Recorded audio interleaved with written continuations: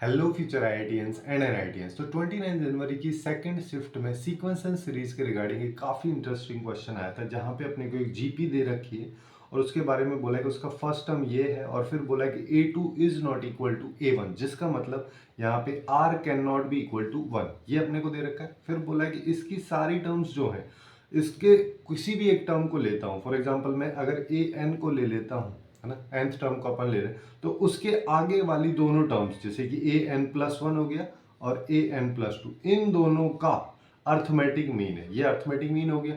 अब बस इसी को अपने को सॉल्व करना है, क्योंकि अल्टीमेटली अपन से यहाँ पे क्या पूछा है, S20 माइनस S10 पूछा है। अब यहाँ पे इसको डायरेक्टली मैं लिख सकता हूँ कि ये एक्चुअली में A19 प्लस A20 इन दो एलिमेंट्स का सम पूछा है, जिसको अपन कुछ इस तरीके से भी देख सकते हैं कि S20 का मतलब यहाँ पे सारे सारे 20 टर्म्स का सम और S18 का मतलब 18 टर्म्स का सम, जिसमें से अब माइनस अगर करेंगे तो अपने पास केवल दो टर्म्स बचेंगी।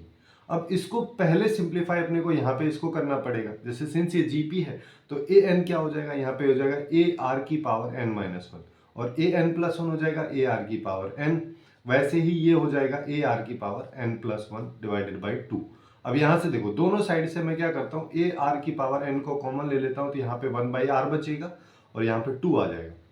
वैसे ही यहाँ पे ए इंटू आर की पावर n को कॉमन लोगे तो यहाँ से 1 आ गया और यहाँ पे r आ जाएगा। अब यहाँ पे जो जो चीजें कैंसिल हो रही हैं दोनों को कैंसिल कर देते हैं, तो मेरे पास में अल्टीमेटली यहाँ से बच रहा है 2/r इक्वल टू 1+r। अब बस इसी इक्वेशन को सिंप्लीफाई करना है, तो अपने पास में क्या आ गया, यहाँ पे आ जाएगा 2 equal to r plus r square, यानी कि r² plus r-2 equal to 0। बस इसके अपने को फैक्टर्स करने, देखो यहाँ पे करेंगे तो क्या हो जाएगा, एक फैक्टर इसका r+2 हो जाएगा, दूसरा r-1 इक्वल टू 0।